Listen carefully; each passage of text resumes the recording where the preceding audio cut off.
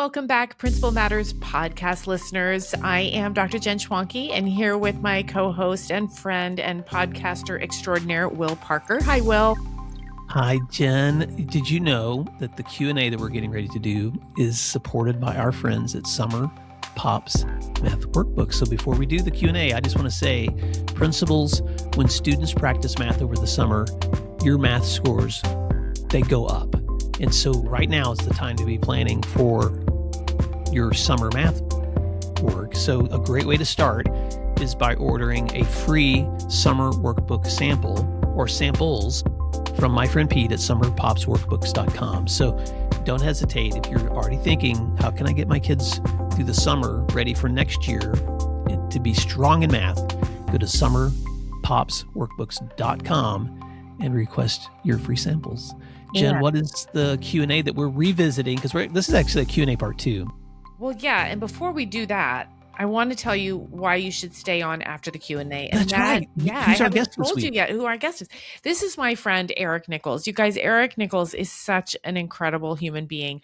I met him when I went out to Oregon to lead a 3-day institute of rural principals. And I loved it so much out there and loved working with Eric so much out there that I basically asked him to invite me back. And he did. So I'm going back to Oregon this spring. But this is Eric. Eric does some great work and lots of little known facts about Eric that you're going to hear in this interview. So stay tuned for that. We're going to do this Q&A though, because it's really important. And when we first did this last week, we kind of got vulnerable and real. And I think we're going to do that again. This is about burnout. We had somebody reach out and say, I'm really kind of struggling with burnout. How do you persevere through those hard times? So, Will, I'm going to let you take the first swing at this. Yeah. Well, I was going to let you, Jen, because seriously, because when I heard this question the first time, I actually, full disclosure, was reeling through social media and you popped up on a video. And I was like, there's Jen. And I looked and you were talking to my friend Jimmy Costas on his show. Mm-hmm. And he has a podcast called The Interview Chair, which I'm going to be a guest on coming up in some weeks ahead. And I was like, there's Jen. And so I pushed play and you guys were talking a little bit about what to do when teachers are facing burnout. And I heard you say something I've heard you say before. And I was like, I want Jen to bring this to this conversation. And so I'm putting words in your mouth, Jen. Please. Because you said, whenever I see teachers struggling, the first thing I do is I stop and ask, is this a purpose, a priority, or a pattern that I'm dealing with here? So I just thought that would be a helpful place to start. And by the way, part 1 of this conversation happened in our last flagship show. So if you want to go back to last Wednesday, we addressed this, but part 2, I thought would be fun to start there. Right. So I wrote an entire book about this, and it's called The Teacher's Principle. And the whole idea there is how can we support our teachers best? Be the teacher's principal. But I wish I had put a big fat subtitle on that book that said, hey, principals, all of this applies to you too. I really think about how there's so many things that come at us as educators, and our response to them usually is in one of 3 buckets. Our purpose, whether that has been shaken or compromised in some way, our priorities, what is life bringing to us? What are other things that we're contending with outside of the work we're doing as educators? And then those patterns, the habits and routines that drive us, how we plan our lessons, whether we stand in the hall as kids are passing, how we, what we write on the board, what resources we select. Those are really just habits and routines, right? And so if we dig down into those during our dark times when we're thinking, I'm really burned out, I don't know how I'm going to get through this, it helps to me to categorize what's the root of my discontent, so to speak. What is it that's making me feel like this isn't working and I got to make a change? What I like about that, Jen, is that your purpose is embedded in belief.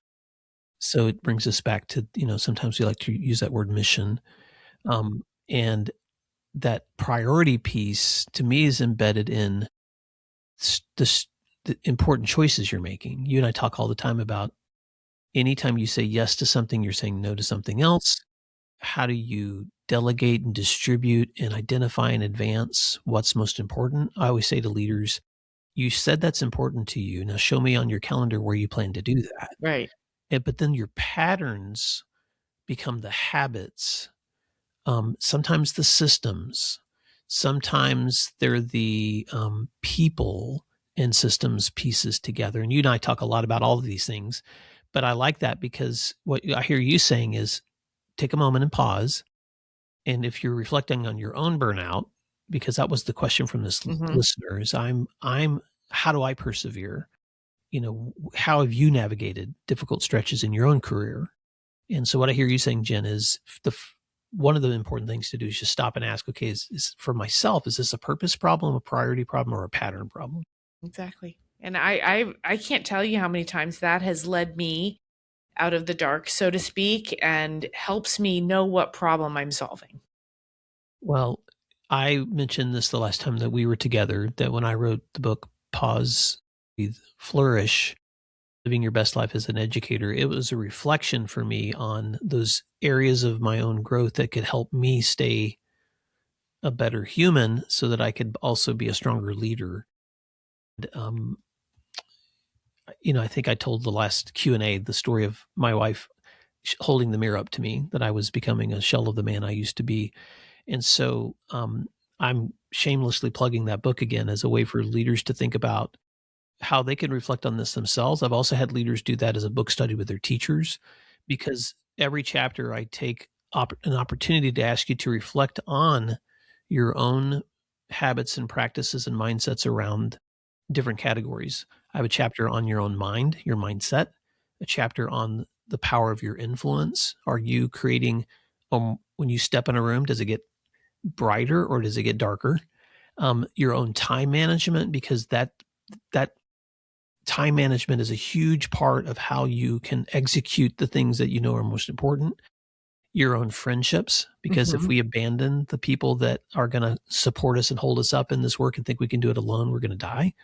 Your own spirituality. So, and whatever that means to you, but your recognition that you are a part of something that is so much bigger than you. And so get outside and look up at the sky every once in a while, or go take a moment and pray, or connect with other people that you love that just remind you you're a part of something so much more beautiful than just what's trapped inside your own mind. Your resources, your most important relationships, your family, your future, your legacy. I'm not going to unpack all of them, Jen, but when I hear someone saying to me, I feel like I'm burning out, because I'm not a counselor, I'm not a therapist, I'm not a doctor, I'm not any of those things. I do kind of think like, okay, burnout can mean a lot of things. You could be physically exhausted, you could be mentally exhausted, you could be spiritually exhausted, you could be financially exhausted. There's a lot of different things, that the pressures that we feel that push us that way. But Jen, I thought that might be helpful. And I know this is just a Q&A before our wonderful guest this week. So anything you want to say as we wrap up this part of our show? No, nothing new. It's just you're not alone. A lot of us have felt that way. Even people who truly love our jobs are often like, this is a lousy time. So I'm just so excited for you all to meet Eric. So stay on for, a couple of, 20, 30, 40 minutes with a genuinely phenomenal human being. Thank you, Jen. And Principal Matters listeners, thank you for doing what matters. And we hope you have a great week.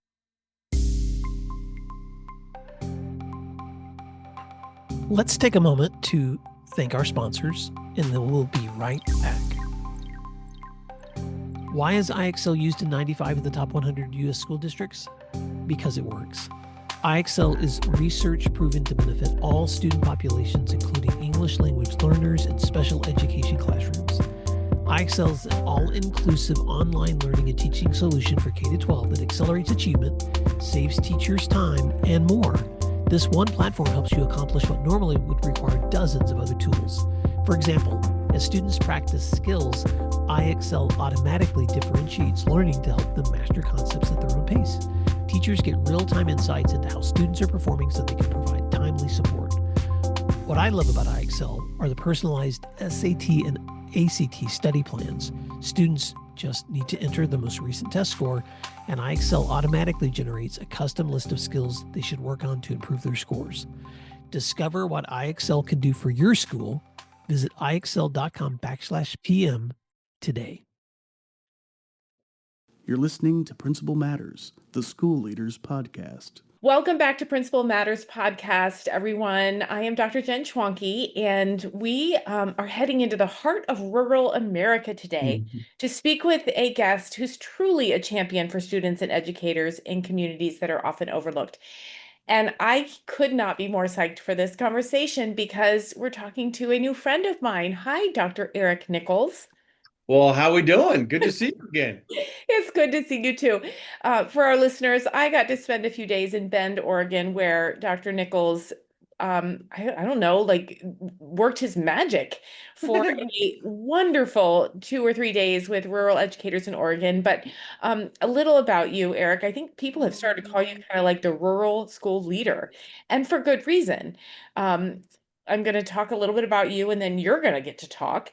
Dr. Nichols is the principal and head boys basketball coach at Crane Union High School, which, by the way, is one of the last public boarding schools in the entire country. I'm going to say that again, a public boarding school. He's a passionate advocate who understands that in a small town, the school really is the hub of the community. And so, beyond leading his school and coaching his basketball team, by the way, to an incredible 4 consecutive state titles, he has co founded Wide Open Spaces, which is a network dedicated to supporting isolated rural educators. And that's where I got to meet you, Eric. So, hi and welcome. How we doing? Good to see you. It's great. And like when we spent that time together with the rural principals, I had no idea about the whole basketball coaching Mm. thing. I did know a little about your school being a public boarding school. So let's start there. Tell our listeners what that means. Yeah, so when you hear boarding school, right? Like people think military school or, send the naughty kids there. Uh, Hmm. very much not this. We've got our share of naughty kids. No, we've got great kids, but no, this is our school district is just under 10,000 square miles. So our school district is bigger than 7 states. Um, it's ginormous. And with that said, we've got kids that their house is well over 2 hours away drive time.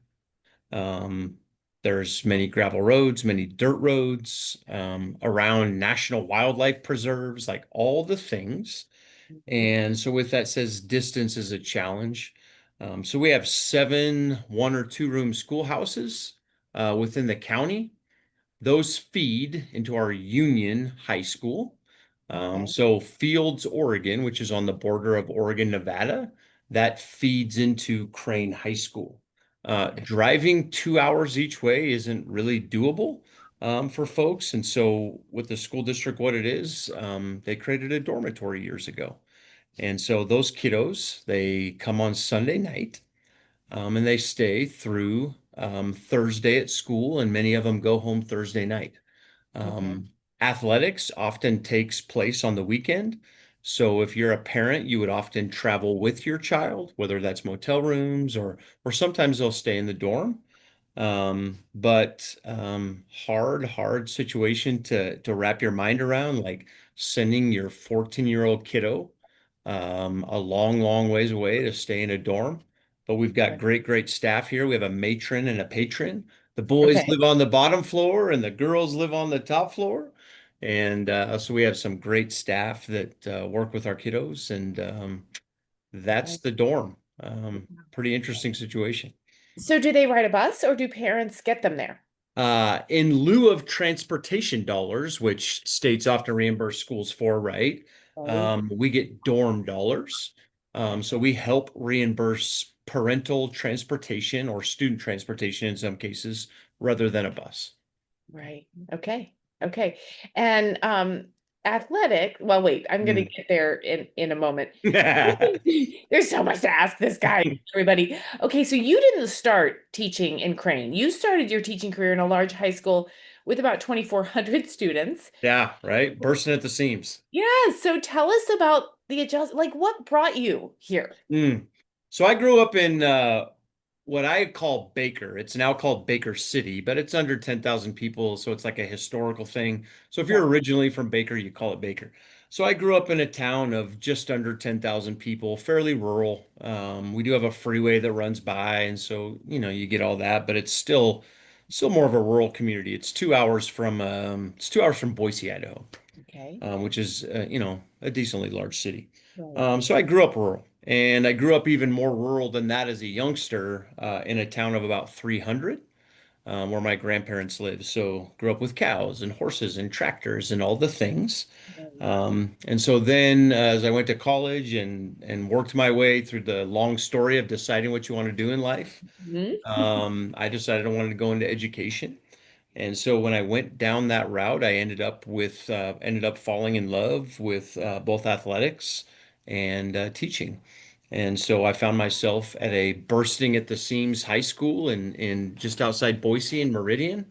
And they were building high schools faster than I'll get out just because of the growing population, because Boise is such a great area.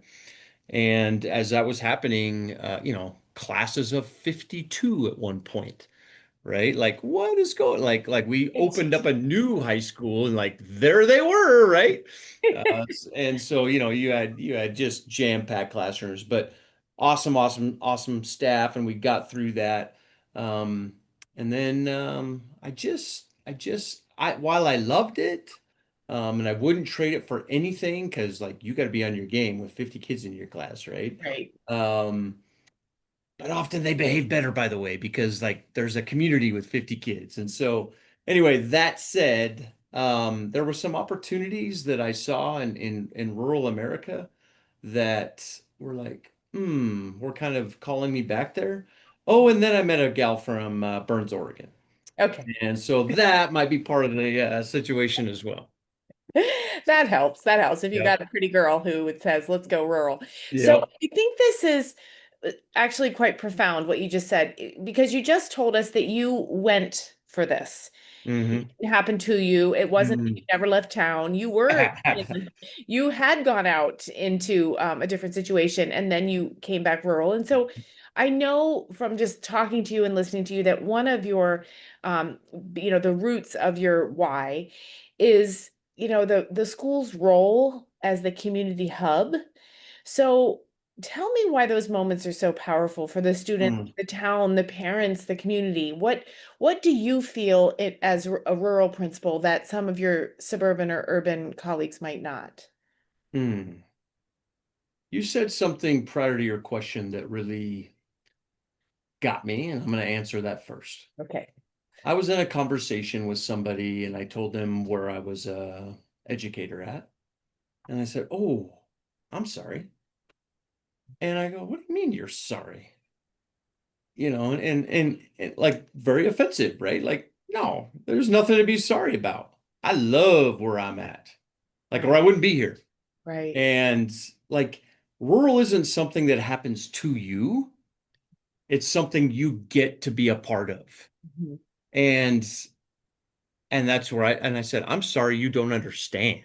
Right. Right. I'm sorry you don't get to have that opportunity. And so um so with that said, Jen, I think that um it's a calling, it's a feeling, the sense of community is like no other.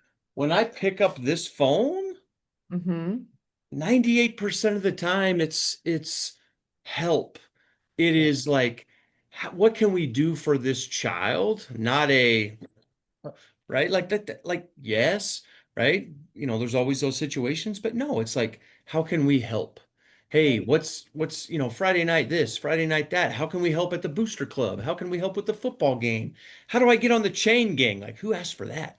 Right? Right. Right. Can I help with this? Can I help with that? Hey, we have a visitor who's great in leather working. It would Yeah. be awesome if we could get that into the middle school class. And all the things um, that when you get to walk down. So this doesn't happen, but I'm 30 minutes away from a tube of toothpaste, my boss often says. And so like our store is 30 minutes away, in a nearby town. But when we walk down aisle 7 at that grocery store, like it's not conflict. I don't like pretend I didn't see him and walk down aisle 8.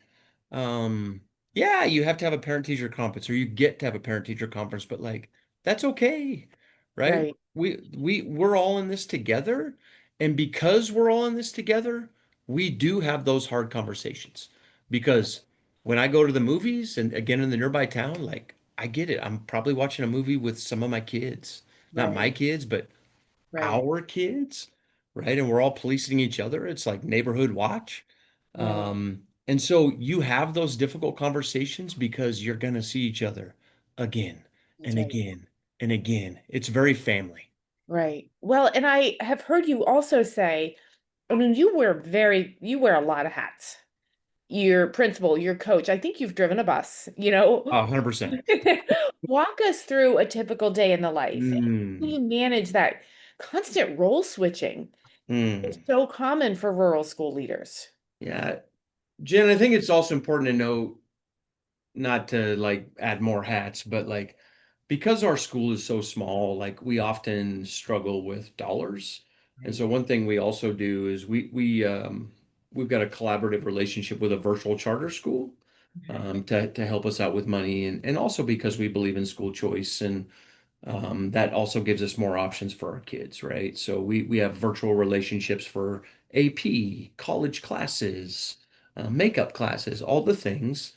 And so so I also wear some hats there, but again, very collaboratively with our district. So when I come in the office, unfortunately, the first thing I do is often open up my email, right? Right, like the task, right, Right. with all the stuff, and so after sorting through all the things, um, you just begin, your day with okay, um, and I this has been a cognizant effort the last 2 years, right? Like how can I support? Not reactive, but proactive, right? Like how can I support our building? How can I support our kids? How can I support our teachers versus the reactive? You know as well as I do, reactive is often the job because of a complaint or a this or a that or something that happened on the bus and that all those things. But again, I've got a folder that is my day. It also lives digitally and like that's the stuff we're working on, right? And so that goes with me almost everywhere, having left it almost everywhere. There's nothing confidential in there. But anyway, that said, like that keeps my focus on like the tasks, the email tasks, all the things. But I'm there to support, Right. right? So, I'm there to be the backup. I'm there to be the whatever that I'm there to support. right. How many teachers do you have, Eric? Ooh, we've got 8 up here at the high school, and I believe this is going to be, I think we're at 14 down at the elementary right now. And how you mentioned sports, and I want to get to your legendary run. You said that happens on the weekends, and so do Yeah. the athletes stay over the weekend? Sometimes do, sometimes don't, depending on what time we leave and all the things, because the matron and the patron would have to come back, all the things. Do- So, but if we leave before noon for our game, yep, they're yeah, staying and they will stay in the dorms. If we leave afternoon, they're expected to go home and then come back. But the community often will house some of those kids, not by us asking, but just because we don't want that kid to drive 2 hours in the snow, That's right? right. So that's what the community does. Yeah. And so when do you practice after school? Yeah. Okay. Yep. How many sports do you have in your high school? Football, volleyball, Okay. boys basketball, girls basketball, wrestling, boys and girls wrestling, Okay. and track and field. Nice. We do Okay. have some co-ops with again that 30-minute away place, Burns. Great, great, great people there. And so we do baseball and softball there as well. Okay. 4 state championships. How do you run a school, drive a bus, run a convention, run a conference, which I'm going to talk about in a minute, and win the state title? I mean, Hmm. this is, do you love coaching basketball? Is it a good balance or is it too much? And what does your poor wife say? Hmm. I, Not a- poor wife, when we first got married, like part of our very frank conversations was like, hey, I'm a coach. Right. Right. And like that's in my blood. That's what I love, And what I love is the relationship piece and being able to work closely with kids, go to battle with kids, have a common bond, have a common theme, like all the things. Yep. And so moving forward with that has been just awesome. Um, And my oldest son, I've got four kiddos, and so my oldest son was a part of that journey for a long time. He's a sophomore in college now, so I don't have. didn't even know you had four kids. You guys, I spent 3 days standing next to this man. And, you never want to say, do you have children? You have Right, right, right, right. kids too? Yeah, Did he yeah. I go to got Spain with you? they do go to Crane, which is pretty special. So my wife teaches here as well. Okay. See, Um, you guys, it's like breadcrumbs with this guy. You're and you chase it. You're like, where are we now? Okay. So your wife No, got well, you. Jen, so she teaches here, and so I've got a daughter in the high school now. She's a junior. She plays volleyball and basketball and track, and then I've got an eighth grader at the elementary middle, Yep. and then I've got a what is he now? He's a my goodness, he's a fifth grader. Yeah, and so with that athletic journey, it's been just a blast, and like it was very very unexpected in year one, I bet. which was the year right after COVID, very unexpected for the community, not for Right. me. Right. You knew it. Yeah, Yeah. year two was a little bit of pressure. Uh, Right. Year three, quite a bit of pressure, and then year four was awfully, awfully hard. But what a great, great group of individuals in the community just standing behind us and often beside us or even in front of us leading the way. Just a great, great thing that really brought our team together. Here's what I love for you, as a former coach and Mhm. someone who's married to a longtime coach. There's something beautiful about it. It's hard, it's hours, it's commitment, but there's, like you said, it's that connection to kids that really can't be replicated anywhere else. And I think it's amazing you get to be the incredible leader you are and also still coach. And Mm, I'm going to transition now to how you and I connected. I got to come and work with your rural principals in this wide open spaces network. So mm. that we're going to talk about that conference and Yeah. experience and what it was like for me to stand in that room. But tell me how this network came to be. What's your Mm, story and how do you bring an event like that to life like you did, especially mm. for educators so geographically isolated? Yeah. So I was running a basketball camp in Burns, Oregon.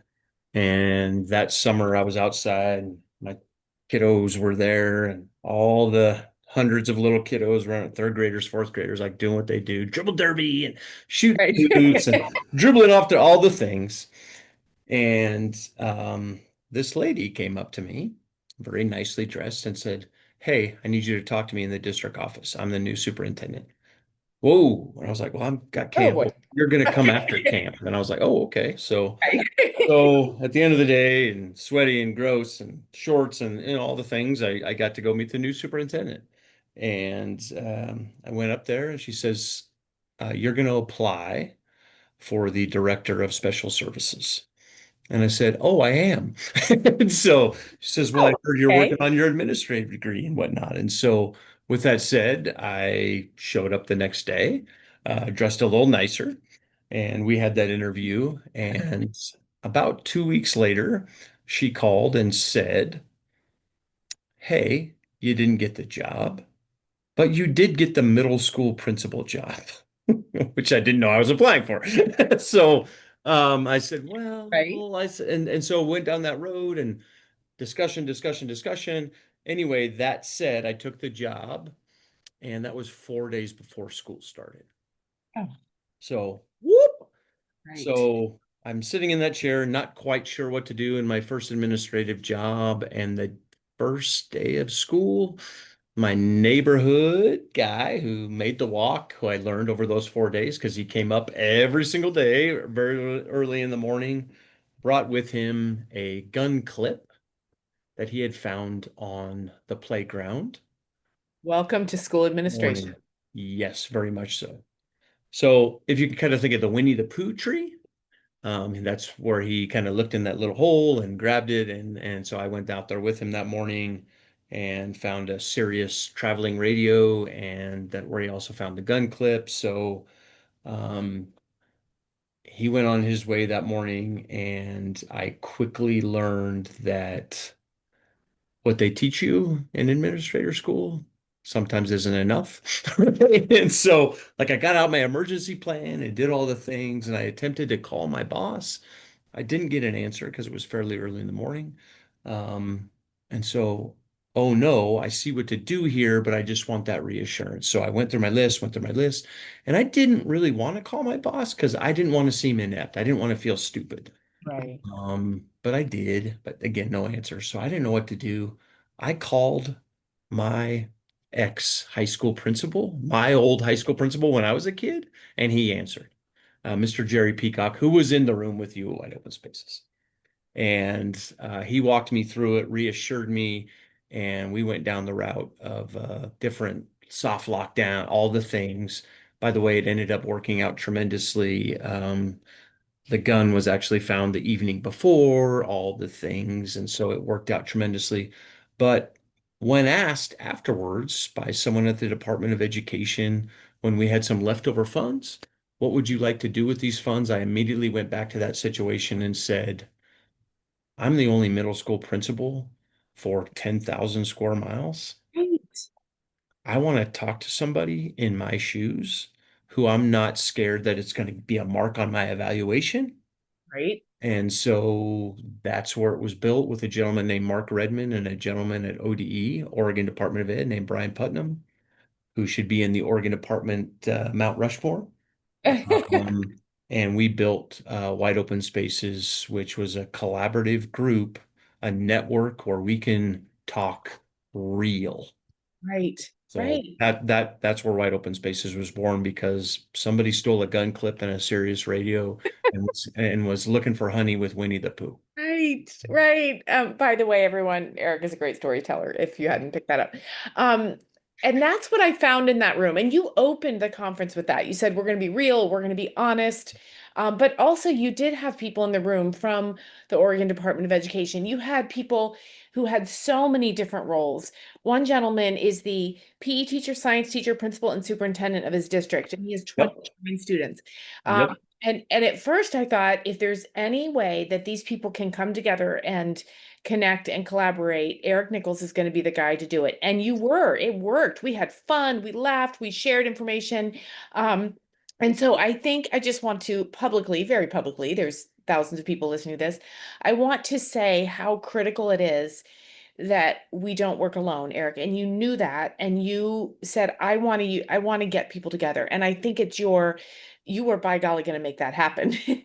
And so, kudos to you for giving those people Thank you. a soft place to fall. Like it was such a powerful couple days. Well, thank you. No, you definitely added to it and you were a perfect fit. It's, like I told the room, I said, I don't know what it's called, X, Twitter. I Twitter stalk folks. I Yeah. call folks just to make sure like they're the fit for the room.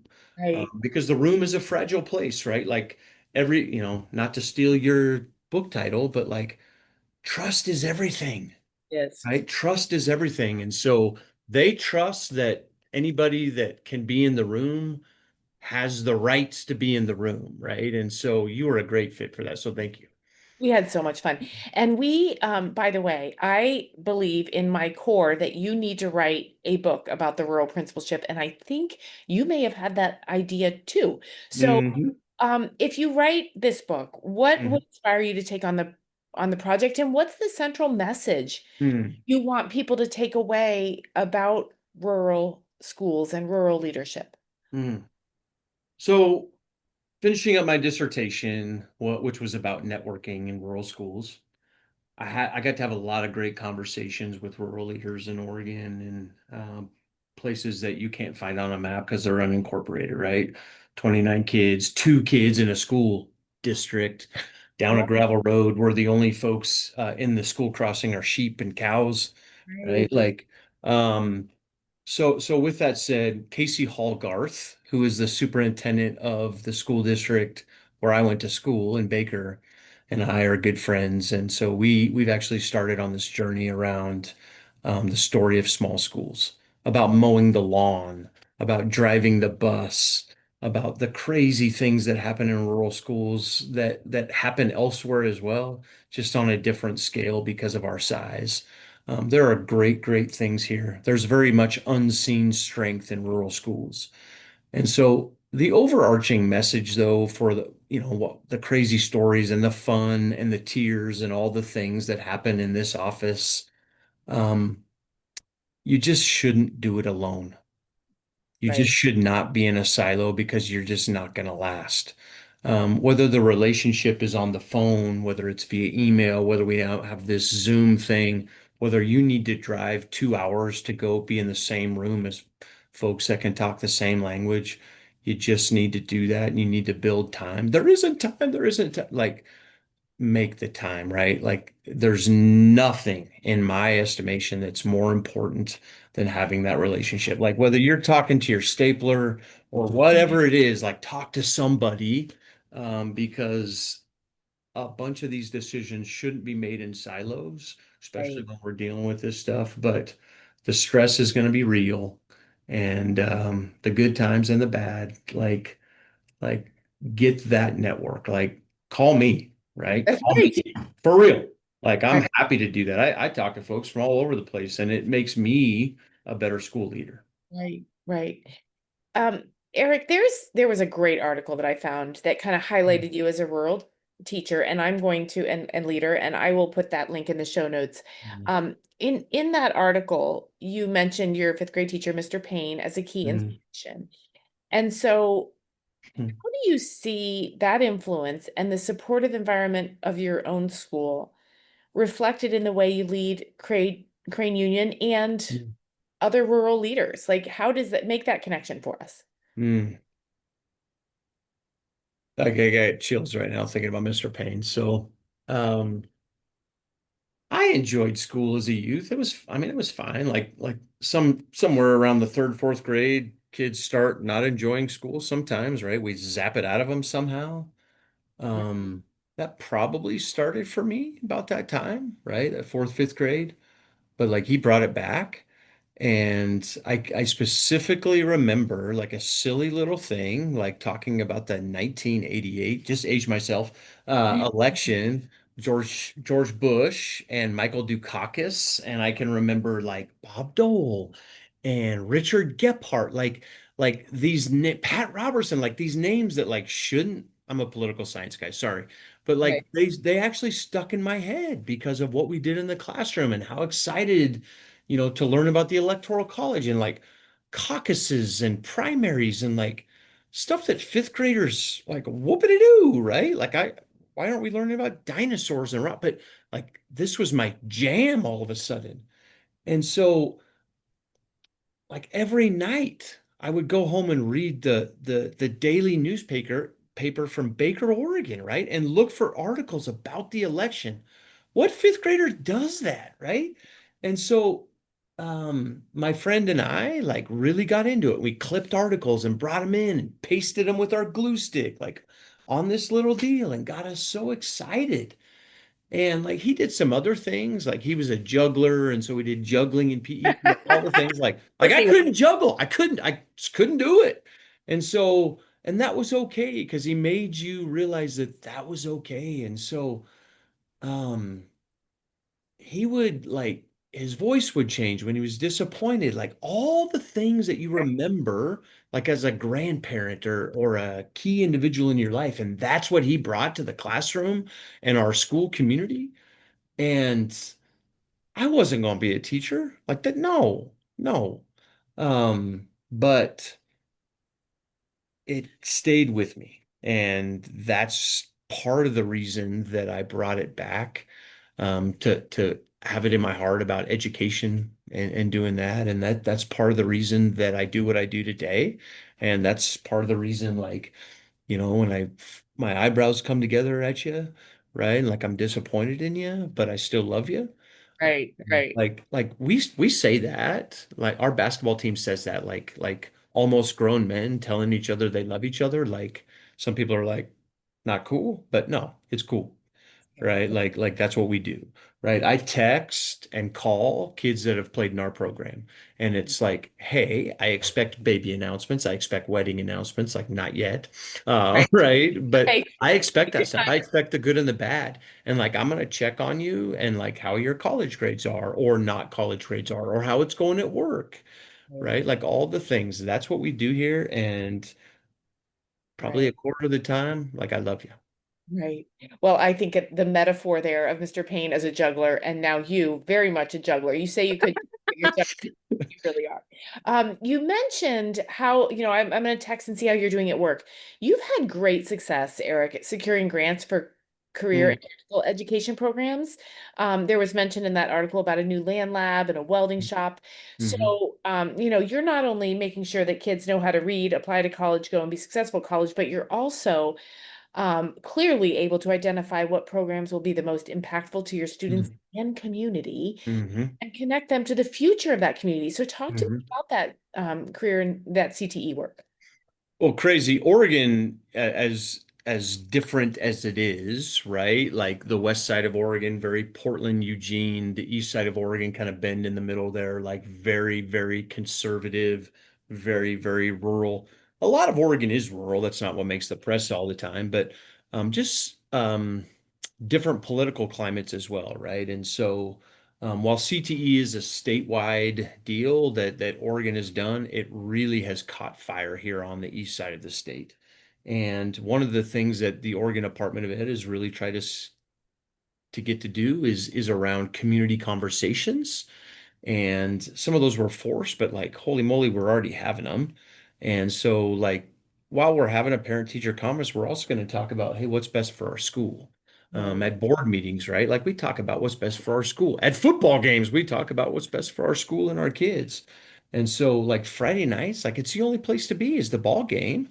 Like, let's also talk about student learning. Like, you can mix football and student learning. It's a tough weave, but you can do it. And so CTE has been an important component around that, right? Like we've got a bunch of kids that aren't college bound, and that's okay, right? But we're trying to put them on a path to success.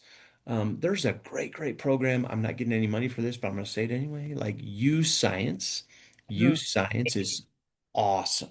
yes. And it allows you and your parents slash guardians to have some awesome conversations about what you're good at and then what you like, what you don't like.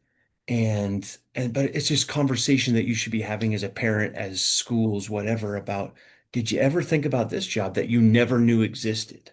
Right. So with that, um, our community use science behind it with the data. Our conversations have really lent it to hands-on learning, and hands-on might be around the medical field. We have some medical CTE items here that leads to internships. We have the welding, we have the construction. We have a pumpkin patch out here, by the way, where Friday and Saturday you can come go through the pumpkin patch. But with that pumpkin patch, we have learning because we have a linear watering system and we're teaching kids how to water effectively, right? While saving water and all the latest and greatest technology. We have a drone program that can tell you how much iron's in the soil and if it needs more, like all the things. And so like you don't have to fly drones, you don't have to irrigate, you don't have to grow pumpkins, but we're teaching kids some of the options and we're having conversations about what's out there, what we can help offer here. But Right. where do we go next? Well, here's why I think that's so critical. Listeners may remember I grew up very rural too, and the risk of there's so many wonderful things about growing up rural. The risk is if kids think they have to do what their mom and dad did. Yeah. Um, especially kids who aren't going to college. And so they're like, well, I'll just do what my dad did, or I'll do what my mom did. But there are so many different components of a life you can build, even if you never move out of your rural community. And so Mhm. that exposure, I think is really critical. And so let me make I have two more critical things to say to our listeners while I have you, Erica. One is a question. Yeah. What do you think let's say there's a new rural administrator. Mhm. They're a little lost. What's the most important thing that a rural leader can do to ensure their staff Mhm. and students feel supported and prepared for the work? Mhm. That's the greatest question ever, and it's probably the toughest to answer, and I'm probably going to steal a little bit, but um, I think I was the best administrator when I didn't know what I was doing.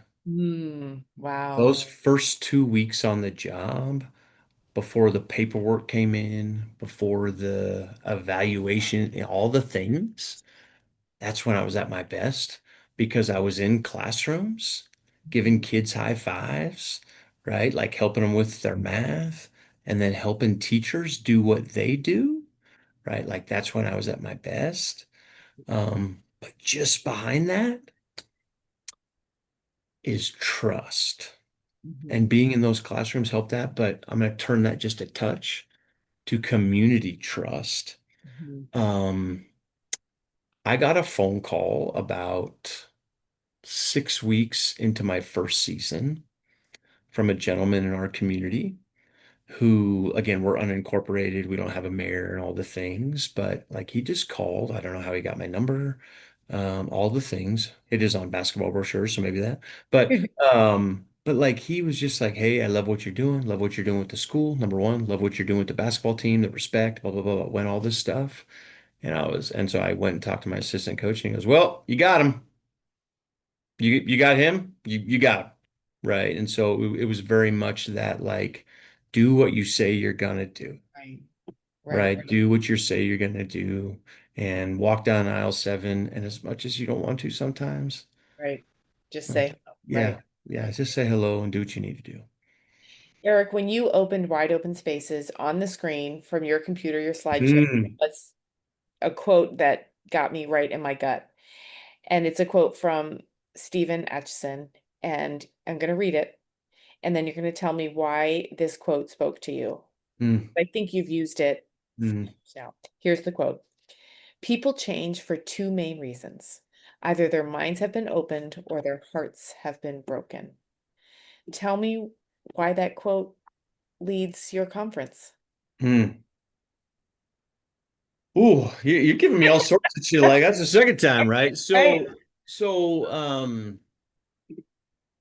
I had a hard time, right, in a previous position, right? I did. I had a hard time. It was some back and forth. There was some conflict, right? Like it was tough. It was so tough. I came out on the other end of it a better person. I'm super excited. I'm not being secretive at all. Like I just want to go into the great details of it, but it's like I'm happy to talk to anybody about it. But it's one of those items that's like that was so hard. And my gut tightens up thinking about it, and I might have a little sweat, all the things, but you learn so much, right? And you think like what you're doing is like, oh, you're breaking me, like all the things, but oftentimes we come out so much better. Like that Garth Brooks song, I think, like unanswered prayers, like all the things, like like your heart gets broken and you learn. You You do. learn, It's you so know, true. and like your mind gets opened and you learn. Right. And that really does speak to the experience of education and why it Mm. is so profoundly critical that our young people are educated.